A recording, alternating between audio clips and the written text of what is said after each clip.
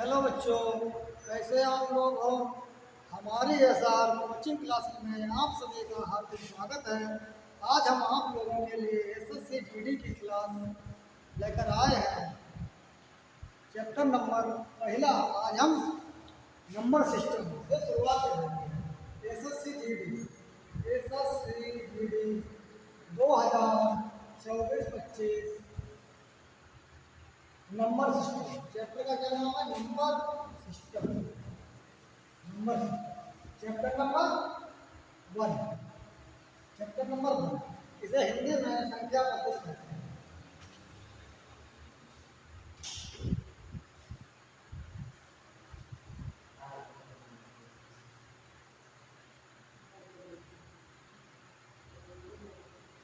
संख्या पद्धति।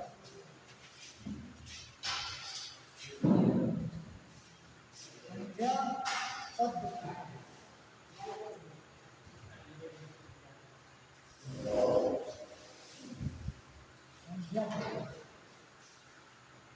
Number system को हम लोग संख्या पद्धति के भी नाम से जानते हैं। आइए आगे हम देखते हैं सवाल।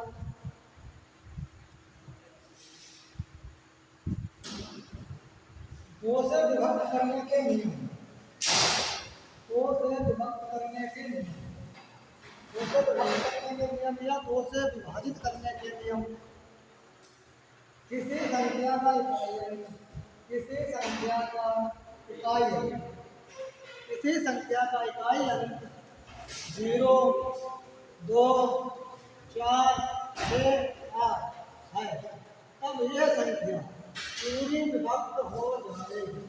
पूरी विभक्त हो जाएगी। किसी भी संख्या का इकाई अंक 0 है, 2 है, 4 है, 6 है, 8 है, तो वह पूरी संख्या हमारी 2 से विभक्त हो जाएगी। जैसे पूर्णता विभक्त हो जाएगी। 97,573। इसके लास्ट में देखो 0 है, इसके लास्ट में 2 है, इसके लास्ट में 2 है, इसके लास्ट में 4 है, इसके लास्ट में 6 है, इसके लास्ट में 8 है, इसके लास्ट में 0 है। तो यहाँ पर क्या है? यहाँ पर 2 है, यहाँ पर 4 है, यहाँ पर 6 है, यहाँ पर 8 है और यहाँ पर 0 है। यही हमने यहाँ पर लगा है 0, 2, 4, 6, 8। अगर इसका इकाई क्या है? 2 है, इसका इकाई क्या है? 4 है, इसका इकाई क्या है? 6 है, इसका इकाई क्या है? 8 है और इसका इकाई 0 है। तो बस अब हमें ये जानकारी हो गई है कि अगर ये लास्ट का इकाई है तो बस संख्या 2 से विभाजित हो जाएगी, 2 से कट जाएगी। अब हमें वहाँ पेपर में सोचना नहीं है। 0 देकर पता है कि संख्या हमारी 2 से कट जाएगी। 6 देखा इकाई पता है कि हमारी ये संख्या 2 से विभाजित हो जाएगी। 4 है, आपने देखा कि इकाई है 4, तो 2 से विभाजित हो जाएगी। और यहाँ 2 है तो ये संख्या हमारी 2 से पूर्णता विभाजित हो जाएगी। कैसे पूर्णता विभाजित हो जाएगी। यहाँ तक आप लोगों के बात समझ में आई? अगर बात समझ में अगर कोई भी दिक्कत हो, ना समझ में आए तो कृपया आप हमें लोग कमेंट बॉक्स में जरूर लिखें। 3 से विभक्त होने के लिए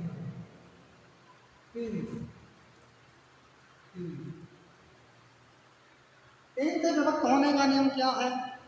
यदि दी गई संख्या के सभी अंकों का योग, यदि दी गई संख्या के अंकों का योग 3 से विभक्त होता है, तब वह संख्या 3 से विभक्त होगी। मतलब कहने का मतलब यह है किसी भी संख्या के अंक जोड़ लिए जाए और वह अगर 3 से विभाजित हो जाते हैं तो वो पूरी संख्या 3 से विभक्त हो जाएगी।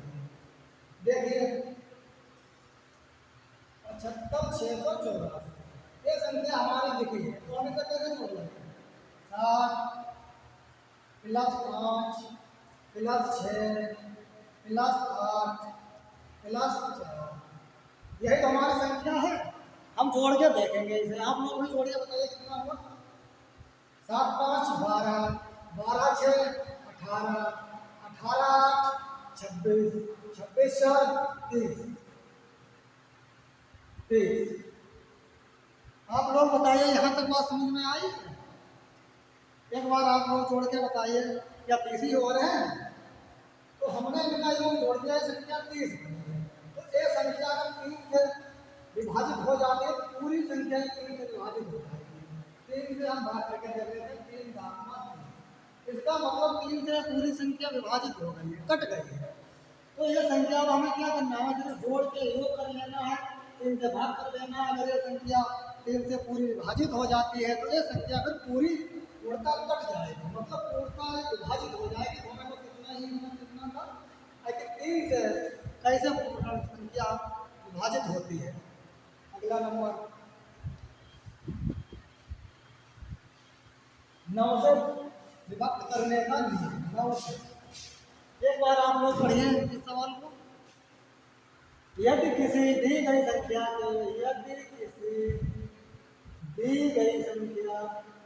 संख्या के सभी अंकों का योग 9 से विभक्त होता है, 9 से विभक्त होता है, तो दी गई संख्या 9 से पूरी विभक्त होगी। जो 3 का नियम है वही हमारा 9 का नियम है। ये बात आप लोगों को पता होनी चाहिए। जो हमारा 3 से विभाजित होने का नियम है वही हमारा 9 से विभाजित होने का नियम है। आइए देखते हैं। पहले आप लोग बताइए कि ये इसका योग कितना है?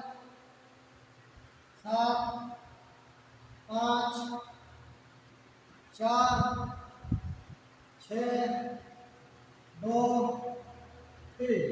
बताइए आप लोग जोड़ के इसका योग कितना है?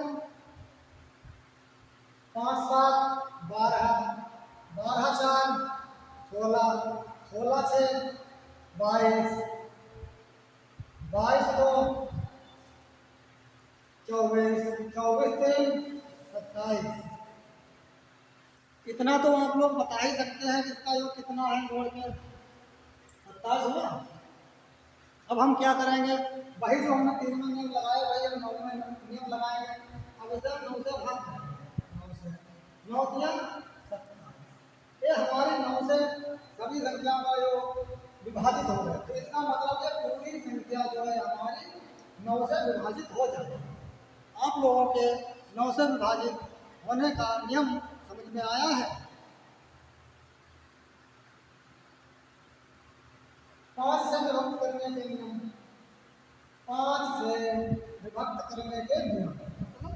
5 से विभक्त करने के नियम। अभी हमने 2 का सीखा है विभक्त करने का नियम, 3 का सीखा है विभक्त करने का नियम, और अब 5 से सीखेंगे विभक्त करने का नियम। यदि किसी संख्या का इकाई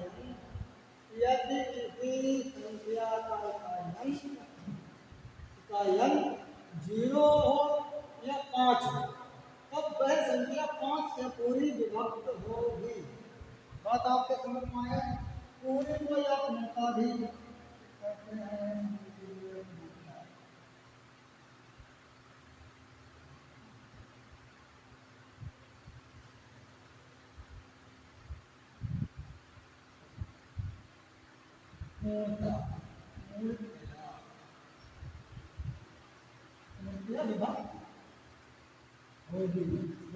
यहाँ तक आप लोगों के बात समझ में आई है?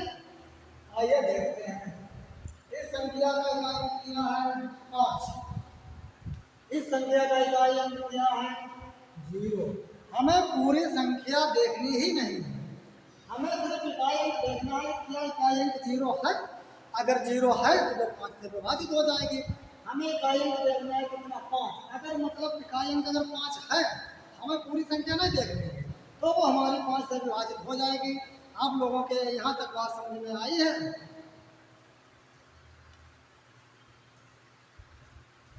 आगे देखते हैं 4 से विभक्त करने का नियम।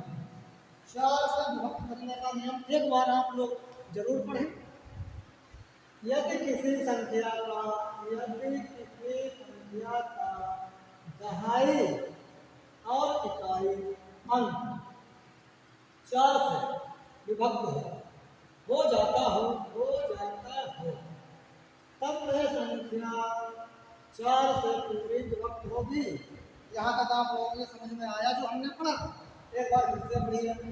यदि किसी संख्या का दहाई और इकाई अंक 4 से विभक्त हो जाता हो तब वह संख्या 4 से पूरी विभक्त होगी। 4 से पूरी विभक्त होगी या 4 से पूरी कट जाएगी या 4 से पूर्णता कट जाएगी।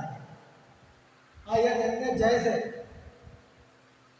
हमें मात्र 2 देखना है, हमें पूरी संख्या नहीं देखना है, हमें मात्र 2 अंक देखने हैं। 32 कितना लिखा है? 32 लिखा है। इसमें हमें लास्ट के 2 मतलब 2 अंक का मतलब क्या है? दहाई और हमें इकाई देखनी है। हमें दहाई और इकाई देखनी है। 4 से ये मतलब विभाजित हो जाती है। 4 में 36 होता है, 4 8 32 होता है। ये संख्या कटती है।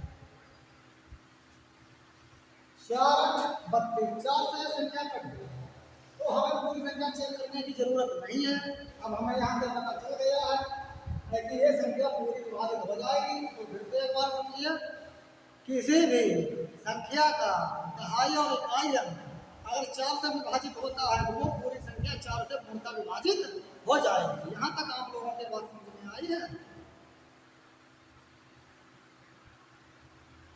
8 से विभक्त करने का नियम, आइए देखते हैं 8 से विभक्त करने का नियम। एक बार आप लोग पढ़िए। कोई दी गई संख्या 8 से तभी विभक्त होगी जब उसके सैकड़े दहाई और इकाई अंकों से बनी संख्या 8 से विभक्त होगी। ये बात आप लोगों को समझ में आई? हमने क्या पढ़ा अभी? कोई भी संख्या का दहाई, सैकड़ा, दहाई और इकाई से विभक्त होगी तो वह संख्या पूरी हमारी 8 से विभक्त होगी।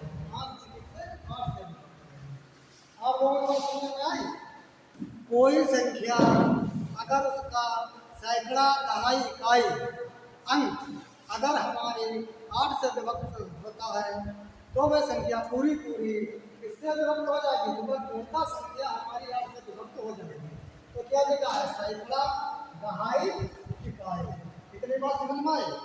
किसी भी संख्या, कोई भी संख्या का दहाई, सैकड़ा, इकाई या सैकड़ा, दहाई, इकाई अंक 8 से विभक्त होता है तो वह संख्या पूर्णतः हमारी 8 से विभाजित हो जाएगी।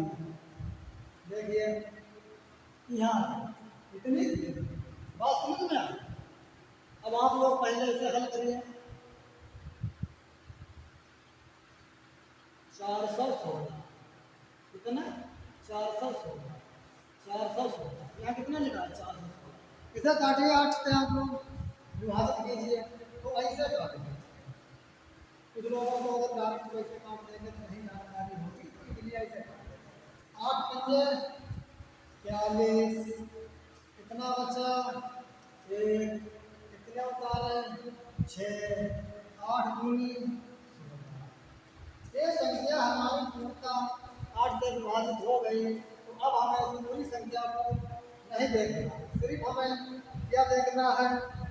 सैकड़ा देखना है, दहाई देखना है और इकाई देखना है। अगर सैकड़ा, दहाई, इकाई अगर 8 से विभाजित होते हैं तो वो हमारी पूर्णतः संख्या 8 से विभाजित होगी। यहाँ तक आप लोगों के ये बात समझ में आई? अगर ऐसा नहीं काटा करो तो दूसरा तरीका ऐसे ही काट लिया करो। 416 ऐसे, 8 पंजे 40, कितना बचा? ये इधर कितने? 6 हो गया 16, 8 दूनी 16। यहाँ तक आप लोगों के बात समझ में आई? चलो अच्छा अगला देखते हैं। 11 से विभक्त करने के नियम। 11 से विभक्त करने का नियम क्या है? देखते हैं। कोई दी गई संख्या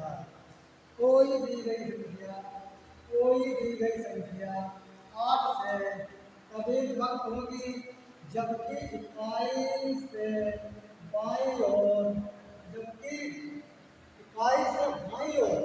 चलने पर सब स्थान के अंकों के योग तथा विषम स्थानों के अंकों के योग का अंतर 0 हो अथवा 11 से पूरी विभक्त।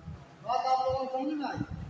अगर कोई भी संख्या इकाई से बाईं ओर सम स्थानों के इनका स्थान और विषम संख्याओं के स्थान अगर घटाने पर 0 आए या घटाने पर 11 आए या 11 से करने वाली संख्या है तो वह संख्या हमारी 11 से पूर्णतः विभक्त हो जाएगी। आप लोग बताइए एक बार और समझते हैं हम। कोई भी संख्या उसके सम स्थान और विषम स्थानों का अंतर 0 होना चाहिए या तो ऐसा अंतर हो जो 11 से वह अंतर विभाजित होता हो मतलब कटता हो तो वह संख्या हमारी 11 से विभक्त हो जाएगी। आइए आगे हम लोग समझते हैं। 2 3 6 9 7 0 6 9। यहाँ तक हम लोगों को बात समझ में आई। हम लोग ऐसे लिख लेंगे इस कार्ड से और इकाई से बाई की ओर हम चलेंगे। किधर से? इकाई से बाई की ओर हम लोग चलेंगे। ये देखिए इधर आए इधर आए एक छोड़ के एक इधर आए। यहाँ तक अगर यहाँ पर कोई संख्या अगर होती तब हम इसे लाते लेकिन तो यहाँ पर संख्या है ही नहीं तो बस इतना ही देखते हैं। 9 प्लस करिए 9 के बाद कितना है हमारा 0 0 फिर 9 है फिर 3 है। इन्हें हम ब्रैकेट में बंद कर देते हैं और यहाँ पे हम माइनस का चिन्ह लगा देते हैं। आगे देखते हैं 6 7 फिर कितना बचा 6 फिर 2। आप लोग इन्हें जोड़िए और घटाइए हमें बताइए कितना आ रहा है। 9 9 18 और 3 18 से कितने हुए 21 माइनस लगा देंगे। इधर जोड़िए 6 7 13 13 6 19 19 और 2 21 21 में से 21 गया क्या बचा हमारा 0। यही अभी हमने आप लोगों को बताया था कि हमारा क्या बचा। अगर घटाने पर 0 बचे या यहाँ से घटाने पर ऐसी कोई संख्या बचे जो 11 से विभाजित होती हो तो वह मेरी पूरी संख्या 11 से विभाजित हो जाएगी। तो वह संख्या पूर्णतः क्या होगी 11 से पूरी विभक्त होगी। आप लोगों के क्या करना है 7 से विभक्त करने का नियम। आइए देखते हैं 7 से विभक्त करने का नियम। ये भी बहुत पेपरों में आता है कि भैया 4 ऑप्शन दिए होंगे और कहेगा एग्जामिनर कि इसमें से ऐसी संख्या बताओ जो 7 से विभाजित हो जाए। लेकिन आप अगर हर संख्या को अगर 4 से मतलब 7 से आप भाग दोगे तो उसमें बहुत टाइम लग जाएगा। क्यों कितने ऑप्शन होते हैं 4 तो 4 आपको चेक करने पड़ेंगे। ये तो आपकी किस्मत अच्छा हुई अच्छी अगर हुई किस्मत तो आपको पहला ऑप्शन मिल गया और कहीं आपने 3 ऐसे चेक किए चौथा ऑप्शन आपको मिला तो आपको बड़ी वहाँ समस्या हो जाएगी और आपको 1 मिनट के अंदर ही सवाल लगाना है तो वहाँ आपको सवाल लगाने में दिक्कत होगी। इसीलिए हम संख्या पद्धति में इस टाइप के नियम सब सीखते हैं। इनसे क्या है कि हमारी कैलकुलेशन बहुत फास्ट हो जाएगी। आइए देखते हैं। यदि इकाई अंक को छोड़कर या लिखा है शेष बची यहाँ पर ध्यान देना है। शेष बची संख्या में संख्या में से इकाई का अंक 2 गुना घटा देने के बाद बची संख्या 7 से विभक्त हो तो दी गई संख्या 7 से पूर्णतः विभक्त होगी। कैसे विभक्त होगी पूर्णतः विभक्त हो जाएगी पूर्णतः विभक्त हो जाएगी। यहाँ तक आप लोगों ने समझ में हमने किया था। अगर कोई संख्या दी हुई है कितनी भी बड़ी संख्या हो लेकिन हमें उसके इकाई अंक से पहले मतलब नहीं है। इकाई अंक के बाद जो से संख्या बची है इकाई का हमें गुना करके उस संख्या में से घटा देना है। फिर हमें देखना है कि क्या हमारी जो बची हुई संख्या है क्या वो 7 से विभाजित होती है। अगर वो 7 से विभाजित होती होगी तो भाई मेरी पूरी संख्या 7 से पूर्णतः विभाजित हो जाएगी। आइए समझाते हैं। कितना लिखा है 882। अभी हमने क्या आपको बताया, हमें इकाई से अभी मतलब नहीं है, लेकिन हमें इकाई को दुगना करना है। तो इकाई को दुगना कर दो, इकाई को जब 2 गुना कर दोगे तो कितना होगा 4। जब 4 होगा 4 हमें कितना घटाना है, जो शेष बची संख्या, मतलब सवाल में कहा रखा है कि शेष बची संख्या में से घटाना है। तो शेष कितनी बची है 18। शेष हमारी 18 ही तो है बची है। और आपको कोई भी कन्फ्यूजन हो तो तुरंत हमें कमेंट बॉक्स में बताएं। आइए देखते हैं। अब इकाई का अंक हमने कितना कर दिया, गुना, 2 गुना कर दिया। करके स्पष्ट हिंदी में गुना भी कह देते हैं, लेकिन वैसे लिखित भाषा में 2 गुना ही कहते हैं। तो 2 गुना इसमें घटा देंगे हम, कितना घटा देंगे 4। जब 4 हमने घटा दिया, अब कितने बचे 84। जो 84 बचे हैं इन्हें अब हमें देखना क्या ये संख्या 7 से हमारी विभाजित होती है।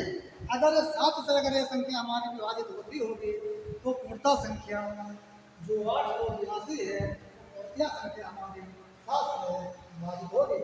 अब 7 से जब विभाजित कर लीजिए, कैसे करो यहाँ पे हम आपको समझाते हैं। कुछ बच्चों का मतलब ऐसा होगा कि जिन्हें काटने में दिक्कत होती है, तो इसलिए हम पूरा वैसे भी पढ़ाते हैं। 84 और तो 7 कितने बचा 1, कितने होंगे 4, 7 दूनी 14। ये संख्या पूरी हमारी क्या हुई 84, 7 से विभाजित हो गई। अब ये हमारी पूर्णता संख्या कौन सी, हमारी 882 जो पूर्णता संख्या है ये 7 से विभाजित हो जाएगी। तो हमें ये नियम थोड़ा अच्छे से याद रखना है। आइए आगे बढ़ते हैं। नेक्स्ट सवाल, सहअभाज्य संख्या। सहअभाज्य संख्या क्या होती है, 0 प्राइम जिनका घट समावर्तक इससे या एक हो तो ऐसी संख्याएं सहअभाज्य संख्याएं कहलाती हैं। आइए सहअभाज्य संख्या जिनका जिनका महत्व समावर्तक मतलब हिंदी में क्या कहते हैं, महत्व समावर्तक। महत्व समावर्तक कहते हैं मासा, जिसे हिंदी में क्या बोलते हैं मासा। मासा पा, मासा पा, मासा, ये आप समझ लेना 4 महीने पा। इसे क्या कहते हैं हिंदी में मासा पा कहते हैं, जो 60 में मासा पा भी बोल देते हैं। वैसे महत्व समावर्तक कहते हैं। इसे अंग्रेजी में HCF भी कहते हैं। तो HCF एक हो मतलब कितना हमारा एक हो तो ऐसी संख्याएं सहअभाज्य संख्याएं कहलाती हैं। क्या कहलाती है, सहअभाज्य संख्याएं कहलाती हैं। अब आपको हम समझाएंगे कि आज मतलब महत्व समावर्तक या इसे मासा पा ये HCF कहते हैं। तो जिसका मासा अगर 1 निकल गया, ऐसी संख्याएं जिनका मासा 1 हो उन्हें हम सहअभाज्य संख्या कहते हैं। जैसे 2 3 का मासा कितना होगा, 2 3 का मासा आप लोग बताइए कितना होगा 1 होगा। 3 5 कितना मासा होगा, 3 5 का मासा कितना होगा 1 होगा। 6 7 का मासा कितना होगा बताइए आप। 9 11 इनका मासा कितना होगा। ऐसे हमारे पास बहुत सी संख्याएं होती हैं जिनका मासा 1 होता है। इन संख्याओं को हम सहअभाज्य संख्या कहते हैं। अगर मासा का अगर ना निकालना आता हो तो हम देखते हैं 2 3 का, ये हमने 2 उठाया, यहाँ पे 3 है, 2 1 2, यहाँ कितना बचा 1, यहाँ कितना बचा 1 उठाया अपने जे वाले को। अब 1 गुना 2, अब ये संख्या पूरी विभाजित हो गई। हमारा मासा कौन होगा, ये हमारा मासा, ये हमारा मासा, ये हमारा मासा। यहाँ तक आप लोगों के बात समझ में आई। किसी को मासा का निकालने में अगर समस्या हो तो वो कमेंट बॉक्स में ज़रूर हमें बच्चे बताएं। हम उनसे मतलब बहुत अच्छे तरीक़ा से दूसरी क्लास में भी समझा देंगे या उनको कमेंट बॉक्स में तुरंत ही हम जवाब देंगे।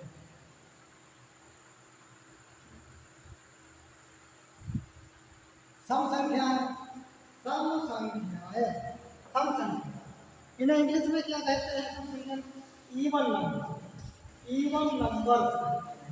सम संख्याओं को हम इंग्लिश में इवन नंबर कहते हैं। ये संख्याएं कौन सी हैं आप लोग बताइए हमें। जो संख्याएं दो से पूरी विभक्त हो जाए, मतलब कोई भी संख्या है अगर वह दो से विभाजित हो जाती है, पूर्णता होना चाहिए। पूर्णता का मतलब आप समझे, पूर्णता विभाजित होना चाहिए। ऐसे नहीं कि मतलब दशमलव लगा के आगे जाए, दो बार ये बात नहीं है। तो पूर्णता विभाजित, उन्हें हम सम संख्या कहते हैं, उन्हें हम सम संख्या कहते हैं। आगे हम देखते हैं, जैसे 4, 6, 8, 10, 12, 14। अब ये 4 है, 2 से कट गए, 2 दूना 4, 2 से कट गए 6 उठा लिए हम, 2 से कट गए 2 दूना 6, 8 हमने उठा लिया, 2 चौको 8, वो 8 भी कट गए। अगर हमने 10 उठा लिया और 2 से हमने 9 किया, 2 कर लेते। तो आप लोग समझिए, कोई भी संख्या जो 2 से पूर्णतः विभाजित हो जाती है तो वह हमारी कौन सी संख्या? वह हमारी इवन संख्या है, मतलब हमारी सम संख्या है। तो यहाँ तक आप लोगों के पास समझ में आई। आगे देखते हैं, सबसे छोटी विषम संख्या, यहाँ पे थोड़ा गलत फिलहाल यहाँ पे सम होना चाहिए ना, इसे हटा देते हैं। आप लोग समझा है, थोड़ा टाइप करने में दिक्कत तो यहाँ पर क्या विषम नहीं है, यहाँ पे हमें सबसे छोटी सम संख्या, सबसे छोटी सम संख्या 2 होती है। कौन सी 2 होती है? कौन सी 2 समझे? हमारी सबसे छोटी सम संख्या हमारी 2 होती है। अगर इसमें हम 2 को जोड़ते चले जाएंगे तो हमेशा सभी संख्या आएगी। जैसे संख्या 2 में अगर हमने 2 जोड़ दिया 4 होना है, इसमें अगर हमने 2 जोड़ दिया कितना हो, 6 हो गया, इसमें और हमने 2 जोड़ दिया 8 हो गया, और इसमें 2 जोड़ दिया 10 हो गया, 2 और हमने जोड़ दिया 12 हो गया, 2 और हमने जोड़ दिया 14 हो गया। अगर हम 2 ही 2 संख्या जोड़ते चले जाएंगे तो वो हमारी हमेशा सभी संख्या में कर आएगी। विषम संख्या, ओड नंबर्स, कौन से ओड नंबर्स? विषम संख्या, हिंदी में हम इन्हें विषम संख्या कहते हैं। जो प्राकृतिक संख्याएं संख्या 2 से विभक्त ना हो तो वो विषम संख्या है। बात आप समझिए, 2 से विभक्त ना हो यह वह विषम संख्या होती है। हम आपको समझाते हैं कि विषम संख्या कौन सी होती है। वह संख्याएं जो 2 से विभाजित ना हो, जो संख्याएं हमारी 2 से विभाजित ना हो वे सब हमारी सभी संख्याएं, मतलब कौन सी है? विषम संख्याएं। कौन सी? जो संख्याएं 2 से विभाजित ना हो वे सब हमारी विषम संख्याएं हैं। देखते हैं, जैसे 3 या 2 से विभाजित हो जाएगी? आप लोग बताइए, 1 है 3 है, क्या ये हमारी 2 से विभाजित हो जाएगी? 5 है, क्या हमारी 2 से विभाजित हो जाएगी? 7 है, क्या हमारी 2 से विभाजित हो जाएगी? आप लोग इतना तो बता ही सकते हैं। 9 है, क्या ये 2 से विभाजित हो जाएगी? 11 है, क्या ये 2 से विभाजित हो जाएगी? 13 है, क्या ये 2 से विभाजित हो जाएगी? ये संख्याएं जो हैं हमारी, जो 2 से विभाजित नहीं होती हैं, उन्हें हम विषम संख्याएं कहते हैं। आप लोगों को यहाँ तक बात समझ में आई होगी। सबसे छोटी विषम संख्या, अगर आपसे यही पूछ ले कि सबसे छोटी विषम संख्या कौन सी है तो आप लोग क्या बताएंगे? सबसे छोटी विषम संख्या कौन सी है? सबसे छोटी विषम संख्या कौन सी है? सबसे छोटी विषम संख्या कौन सी है? सबसे छोटी विषम संख्या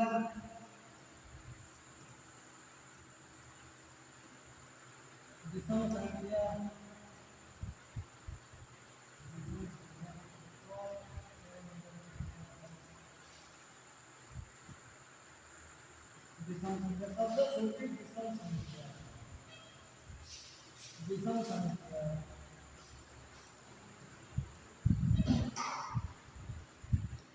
एक, कौन सी? एक, आप समझ गए? एक कौन सी है? एक है। एक में अगर हम दो हमेशा जोड़ते चले जाएंगे तो हमारी कौन सी संख्या निकल जाएंगे? एक में अगर हम हमेशा दो जोड़ते चले जाएंगे तो वह संख्या हमारी विषम ही निकल के आएगी। आइए देखते हैं। एक में अगर हमने दो जोड़ दिया तो कितना हो गया? तीन हो गया, तीन हो गए। अब तीन में अगर हमने दो जोड़ दिया पाँच हो गए, विषम नहीं निकलते। पाँच में अगर हमने दो ऐड कर दिया तो सात हो गए, विषम आज हमारे निकल गए। सात में अगर हमने दो जोड़ दिया, सात में अगर हमने दो जोड़ दिया तो नौ निकल जाएगा। सात में हमने दो जोड़ दिया तो अब वो इतना समझ जाते हैं तो सात प्लस दो नौ तो कौन सी है? हमारी संख्या से विषम निकल गया है। नौ में अगर हम कितना दो जोड़ दें तो हमारी 11 निकल जाए। ये संख्या कौन सी हमारी? तो ये सभी संख्याएं हमारी विषम संख्याएं हैं। यहाँ पर अगर आप लोगों को बात समझ में आई है तो आगे चला जाएगा। अभाज्य संख्या, अभाज्य संख्या प्राइम नंबर्स, अभाज्य संख्या प्राइम नंबर्स। अभाज्य संख्याएं कौन सी होती हैं? आइए, ऐसी संख्याएं जो एक से अथवा स्वयं, मतलब क्या होता है?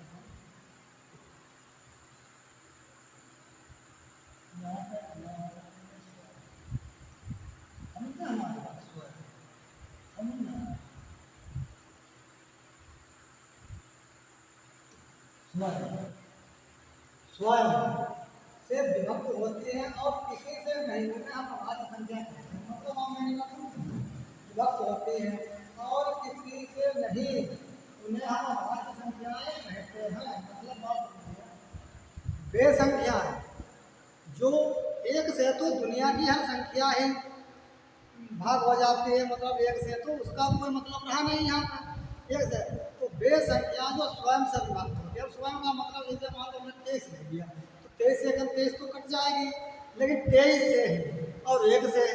अब हमने मान लो कोई भी ले लिया संख्या 7 ले ली तो 7 से तो 7 एक 7 और एक से तो वही बात, तो एक का कोई यहाँ पे मतलब है नहीं।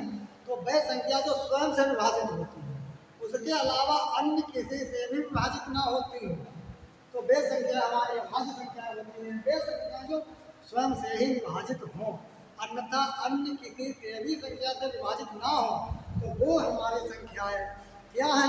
अभाज्य संख्या। और हमारी संख्या क्या है? अभाज्य संख्याएं हैं।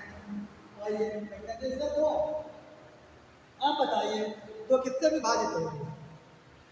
किसी से भी नहीं, स्वयं से होगी। अब एक से तो मान लो दुनिया की संख्या ही विभाजित हो जाती है, तो उससे तो कोई मतलब रहा ही नहीं। एक से आपको किसी को भाग किया, उसका मतलब बने का कुछ नहीं। तो इसलिए वे संख्या, आप क्या इसकी परिभाषा याद करना, वे संख्या जो स्वयं से विभाजित होती है, वही संख्याएं हमारी कौन सी होती है? अभाज्य संख्याएं। जो संख्याएं स्वयं से विभाजित होती हो, अन्यथा और किसी संख्या से विभाजित ही ना हो, तो वो संख्या कौन सी हमारी? वो संख्या हमारी अभाज्य संख्या है। तीन बताइए किसी से विभाजित होती है? 5 बताइए किसी से विभाजित होती है? 7 बताइए किसी से विभाजित होती है? 11 बताइए किसी से विभाजित होती है? सिर्फ स्वयं से विभाजित होती है। 13 भी किसी से नहीं, 17 से भी किसी से नहीं, 19 से भी किसी से नहीं, 23 से भी किसी से। अगर ये संख्या स्वयं से अलावा हर किसी से विभाजित होती हो तो आप लोग हमें जरूर बताना। फिलहाल ये बात हमने ऐसे ही बोल दी, ऐसा होता नहीं है। तो ये संख्या क्या है? ये हमेशा स्वयं से ही विभाजित होती है। अब 1 से 100 तक हमारी किसे भी आपको याद रखना, 1 से 100 तक अभाज्य संख्या।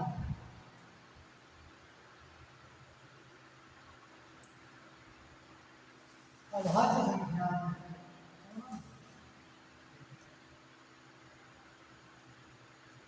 एक से 100 तक अभाज्य संख्या कौन सी? अभाज्य संख्या।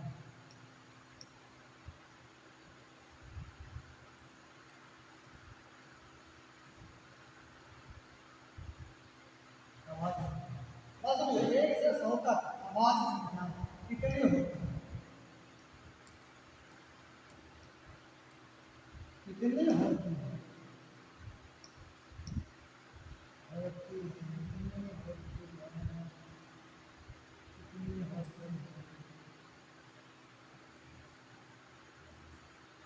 कितनी होती है बताइए आप। 1 से 100 तक अगर हम अभाज्य संख्या निकालें तो हमारी कितनी होती है? 25 होती है। ये बात ध्यान है। कितनी होती है? 25। ये भी बात आपको ध्यान रखनी है। कोई हमसे पूछने लगे कि 1 से 100 तक भैया अभाज्य संख्या कितनी होती है, तो ये बात की आपको जानकारी होनी चाहिए। 25 होती है। जातीय मान आया समझ में। जातीय मान क्या है? किसी अंक का जातीय मान उसका अपना मान है। मतलब हम लोग बात समझ रहे हैं, किसी भी संख्या का जातीय मान उसका अपना स्वयं का मान होता है। जैसे 63, 57, 8 है। 5 का जातीय मान 5 है और 6 का जातीय मान 6 है। यहाँ तक बात समझ में। जैसे क्या है ऐसे जातीय मान की बात है। जातीय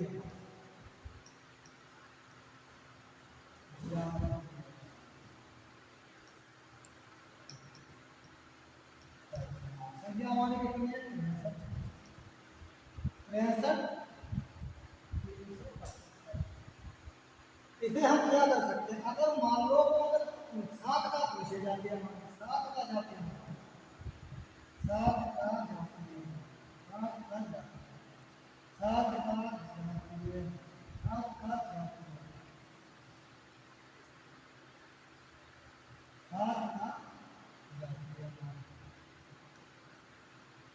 क्या बताइए? 7 का जाते हैं तो हम मान जो इसका जो 7 है जात क्या है? मतलब जो भी 7 है वही हमारा स्थानीय मान हो गया। अगर पूछे 8 का स्थानीय मान क्या हुआ तो हमारा 8 हुआ है स्थानीय। अगर पूछे इसका स्थानीय मान 3 क्या होगा तो हमारा 3 होगा। मतलब जो भी पूछे संख्या वही उसका जातीय मान होता है। सिंपल भाषा में समझिए, आप लोग साधारण भाषा में समझिए।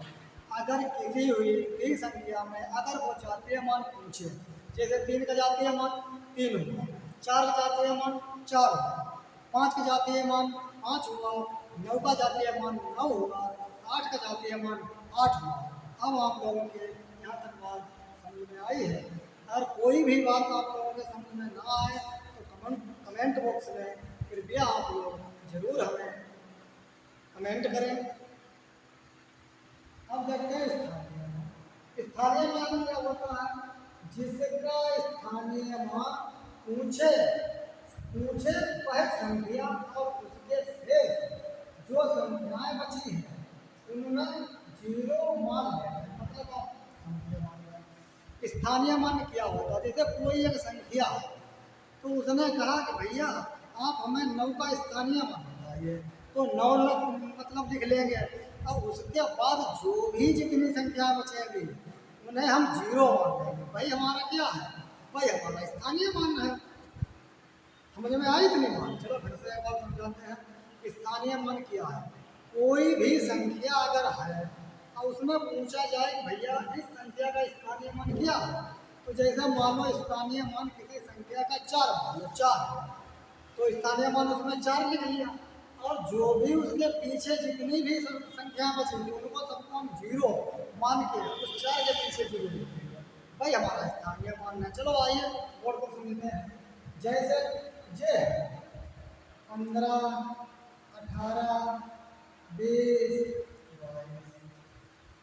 5 का स्थानीय मान दिया, 5 का स्थानीय मान तो हम 5 लिख लेंगे और गुणा हम 1 लगा के कितने 0 बचे?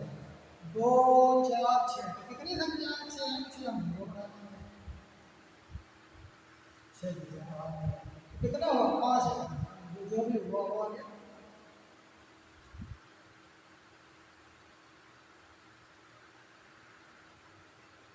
5 तो ये क्या हुआ, ये हमारे स्थानीय मान है। जैसे एक एक अब 5 को हमने अंग्रेजी में लिखा, हम डायरेक्ट भी लिख सकते हैं। जैसे 5 कितनी संख्या है, 2 4 6 संख्या, डायरेक्ट हम 0 बढ़ा देंगे।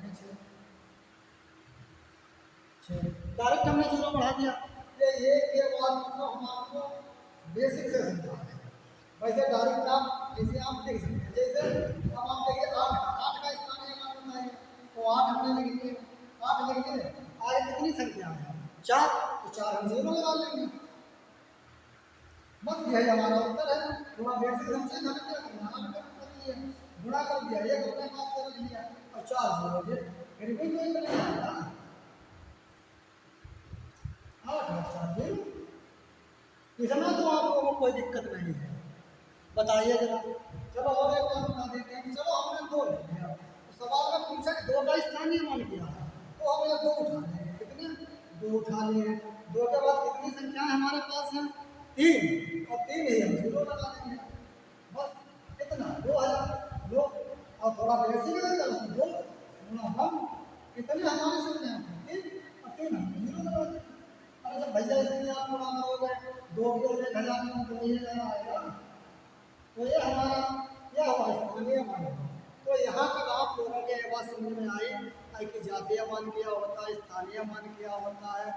2 से कटने वाली संख्या मतलब कैसे कटती है, किसी संख्या के 2 4 6 8 मतलब वो लास्ट में इकाई अगर हमारी 2 से कटेगी, 5 से कैसे कटेगी, अगर किसी भी संख्या का इकाई अंक अगर 0 5 है, तो वो हमारी संख्या 5 से कटेगी।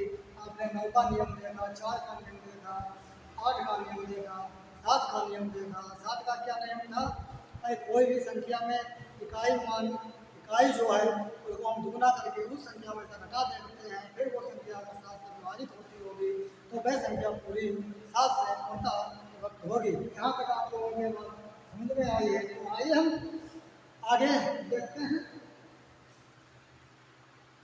थोड़ा बचा है, ज़्यादा नहीं। क्वेश्चन नंबर है 1, पहले इसे आप लोग पढ़िए और लगाइए। 1041 को किसी संख्या से भाग देने पर भागफल 11 तथा शेष फल 20 प्राप्त होता है, भाजक ज्ञात कीजिए। बताइए आप लोग, उत्तर कमेंट बॉक्स में लिखें। 1041 को किसी संख्या से भाग देने पर भागफल 11, कितना भागफल 11, शेष फल कितना 20 प्राप्त होता है।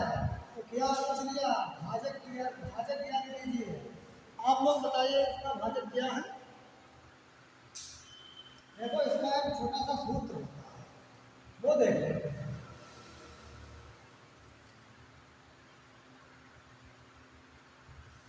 भाजक बराबर भाज्य माइनस शेष फल, क्या होगा, शेष फल बटा क्या होगा, बताओ हम लोग, भागफल। ये बात हम लोगों को समझ में आई। और ये ब्रैकेट भी होता है, समझ जब आगे हम आप लोगों को सरलीकरण पढ़ाएंगे तो उसमें हम ब्रैकेट जो है, जो ब्रैकेट वाले जो सवाल आते हैं मतलब है, वो सब हम आपको आगे बताएंगे। तो ये क्या, भाजक बराबर भाज्य माइनस शेष फल बटा भागफल। आप लोग अपने आगे में सूत्र को जरूर बताइए। आइए देखते हैं, बराबर है बराबर हमने लगा दिया। अब भाज्य कितना है हमारा, चलो थोड़ा और बेसिक बता देते हैं जिससे आप लोगों को कभी बिल्कुल दिक्कत ना हो। तो भागफल कितना है हमारा, भाजक कितना है, भाज्य कितना है, भाजक कितना है, भाज्य हमारा कितना है। अब बहुत लोगों को यही नहीं पता होगा कि भाज्य कितना है। अब आप लोग सीख जाएंगे तो हम बेसिक से बताते हैं कि भाज्य हमारा कितना है, 1045। भागफल हमारा कितना है, भागफल हमारा कितना है 11। आप लोग बताते रहिए। शेष फल कितना है हमारा, शेष फल कितना है है 20। पूछा गया उसने भाजक। आप लोगों को ये जानकारी अच्छे से होना चाहिए। सवाल में पूछ क्या रहा है और सवाल में दे क्या रखा है। जब आपको ये पता चल जाएगा कि सवाल में पूछ क्या रहा है और सवाल में क्या क्या दे रखा है, तो आप अपने आप स्वयं ही सवाल अच्छे से बताना सीख जाएंगे। आइए देखते हैं। तो हमने क्या किया कि भाज्य लिखना है। तो भाज्य हमारा 1000 41, तो 1000 41 ब्रैकेट। तो पहले हम ब्रैकेट को हल करते हैं, ऐसा नहीं पहले आप भाग बोलते हैं उसको भाग देंगे तो गलत हो जाएगा। तो पहले हम ब्रैकेट हल कर देंगे। 5 माइनस 6, 6 पर कितना हमारा है 20 बटे हमारे कितना है भागफल है 11। अब घटाइए 3 3 में से 0 है, 3 में से का 2 में 2 में 2 बचेंगे। आगे कितने बचे? अब गया अगर भाग में चलिए आए लिखने की जरूरत नहीं, आपको समझ आइए वहाँ से 3 निकल के आएगा। चलो अच्छा सिंपल ही तरीके से आप कितने दिमाग में बना रहा तो 11 99 बात समझ में आई। 11 99 है। ये बात आपको जानकारी होनी चाहिए। हमारे कितने बचे? यहाँ कितने बचे? हमने इसको हमारे 11 दिया 33। हमारा कितना निकल गया है? आज तक हमारा कितना निकल गया है? 93। यहाँ से ऐसे लेके भाग करके देखो 92 99 कितने बचे? 3 तो 11 किया 33। इस टाइप से भी आप काट लिया करो। अगर इस टाइप से कोई दिक्कत लग रही हो तो आप ऐसे भी काट लिया करो, कोई दिक्कत नहीं। तो हमारा भाजक कितना निकल गया? 93। आप लोग यहाँ तक बता मुझे बात समझ में आई है। अगर किसी को भी अगर बात समझ में ना आए हो कृपया तो हमें कमेंट बॉक्स में जरूर लिख सकते हैं या कमेंट कर सकते हैं। आगे बढ़ते हैं। क्वेश्चन नंबर दूसरा। 1000 में से एक बार आप बोलो 1000 में से छोटी से छोटी कौन सी संख्या बताई जाए कि शेष बची संख्या 19 से कोई विभक्त हो जाए। आइए आप लोग बताइए इसका क्या उत्तर होगा। 1000 में से छोटी से छोटी कौन सी संख्या घटाई जाए कि शेष बची संख्या 19 से पूरी विभक्त हो जाए। एक बार आपको बताइए इसका क्या उत्तर आएगा। आइए अच्छा देखते हैं। तो 1000 में क्या करना, इन सवालों में हमें कुछ करना नहीं है, सिर्फ समझना है अच्छे से। ऐसे सवाल पेपर में आएंगे तो वहाँ हमें 20 सेकेंड में ही हल करना है ऐसे। अब क्या करेंगे 19 पहले किसे भाग देंगे। 19 पंजे 95 होते हैं। सबको ये बात पता होनी चाहिए। कम से कम 20 तक पहाड़े तो अच्छे से याद ही कर लो आप लोग। कितने बचे? 5 11 कितना 0। अब कितना हुआ 19 दूना 38 घटाइए 50 में से 38 कितने बचे? अरे भाई यहाँ से मतलब 2.5 10 हो गए। 10 में से कितने गए? 8 गए 2 बचे। यहाँ कितना बचे? 4 4 में से 3 गए 1 भी बचा। इतना घटाने में क्या दिक्कत है? यहाँ से 2.5 10 हो गए। 10 में से क्या 8 गए 2 बचे और 4 में से 3 गए 1 बचा। ये हमारा क्या शेष होता है। अब क्या है अगर ये 12 ना होते, अगर ये सवाल में 12 ना होते तो हमारी पूरी संख्या 19 से 1000 विभाजित हो जाती। तो हमें कौन सी संख्या घटानी चाहिए? 12 संख्या घटाई जाए। तो कौन सी संख्या घटाई? 12 घटाई जाए।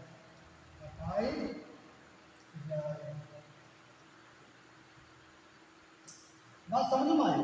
सवाल में किया था ऐसी कौन सी संख्या है, ऐसी कौन सी संख्या घटाई जाए जो 19 से भाग देने पर पूरी संख्या विभाजित हो जाए। तो हमारी कौन सी संख्या घटाई जाए? हमारी 12 घटाई जाए। अगर ये 12 कितना कम होते, अगर 1000 में कम होते तो हमारी पूरी संख्या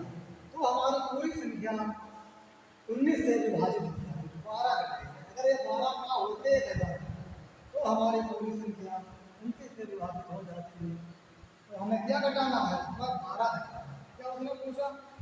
19 से पूरी व्यक्त हो जाए, संख्या घटाई जाए, कौन सी संख्या घटाई जाए? पहले तो आप लोग सवाल में यही बात मतलब सोचे कि वो पूछ क्या रहा है। जब तक अगर आपको ये भी जानकारी नहीं होगी कि वो क्या पूछ रहा है, तब तक तो आप लोगों को हर की समस्या बनी रहेगी। लेकिन आइए धीरे धीरे सब आप लोग सीख जाएंगे अच्छे से। ये आज का अपना आखिरी सवाल है, आइए देखते हैं। पढ़िए आप लोग हमारे साथ। किसी संख्या को 195 से भाग देने पर 47 शेर बचते हैं, 47 शेर बचते हैं। ऐसी संख्या को 15 से भाग देने पर जैसे ऐसी संख्या क्या लिखा? ऐसी। अगर कहीं पर टाइपिंग में दिक्कत हो जाती है तो आप लोग इतना समझ लीजिए, ऐसी संख्या को 15 से भाग देने पर शेष क्या बचेगा? आइए देखते हैं। ऐसे तो ये सवाल थोड़ा लेंथी है, अगर मतलब इसके नियम के अनुसार मतलब उस टाइप में लगाए थोड़ा लेंथी है, लेकिन आप लोगों को पेपर में मतलब कम से कम ही टाइम में हल करना है, इसीलिए इसका एक बेस्ट ट्रेड बनाते हैं। आइए देखते हैं। तो 195 से भाग देने पर शेष को 47 बचते हैं। हमें 195 से कोई मतलब ही नहीं रखना है, हमें सिर्फ मतलब कितने से रखना है? हमें सिर्फ 47 से। तो 47 मतलब ऐसी जगह वो 15 से भाग देंगे, तो बस इधर डायरेक्ट 15 से 15 या 45, कितने बचे?